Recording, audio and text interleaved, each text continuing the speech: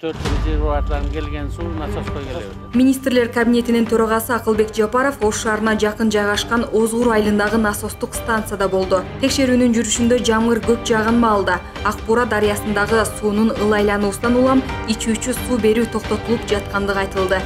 Мындан улам Министрлер кабинетинин башчысы Ош шаарынын мэриясын таза суу менен камсыз кылуу боюнча ишин сынга алды.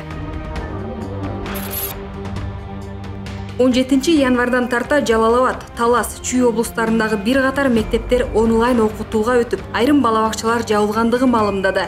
Аралыктан окууга өтүү чечими санитардык көрсөтмөлөргө ылайык катуу сууктан улам кабыл алынган.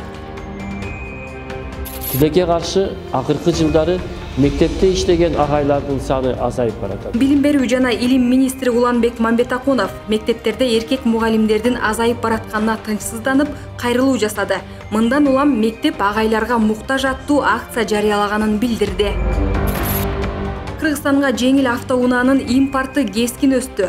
Улуттук статистика комитети өткөн жылдын 11 айы ичинде Кыргызстанга 33.893 автоунаа импорттолгонун билдирди. Алардын эң көбү Түштүк Корея, Грузия, Россия, АКШ жана Япониядан келген.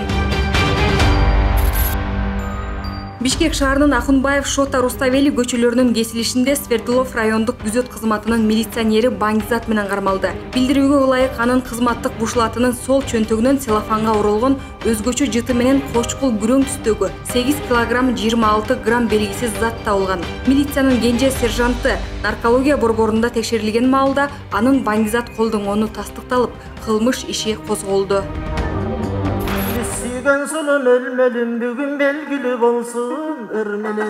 Бүгүн 17 январда Кыргыз Республикасынын эмгек сиңирген артисти Малик Аликеев каза болду. Малик Аликеев көп убактан бери ооруп жүргөн.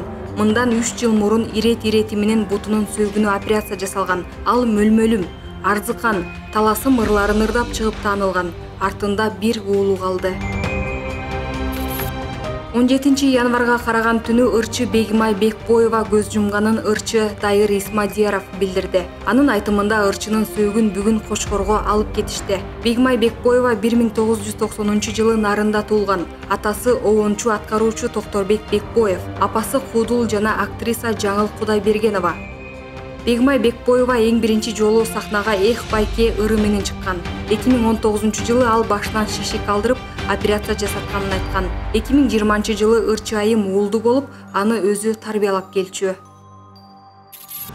Качкын президент Курманбек Бакиевдин жубайы Назгүл Төлөмүшованын сөөгү 18 январда өзү туулуп өскөн Казарман айылындагы ата-энесинин үйүнөн жерге берилет. Маалыматты укук коргоо органдарындагы ишенимдүү булак тастыктады. Эскерте кетсек, Төлөмүшованын жүрөк кемтигинен каза болгону бүгүн белгилүү болду. Маалыматтарга ылайык Назгүл Төлөмүшова 23 жашында Курманбек Бакиевге турмушка чыккан. Жубайлар Лейла аттуу кызду, Данияр аттуу уулду болушкан. Жубайлардын ортосунда 26 жаш айырмачылык бар. 2010 жылдагы кандуу апрель окуясынан кийин Курманбек Бакиев менен өлкөдөн чыгып кетип, жубайлар Беларустан башпаанек табышкан.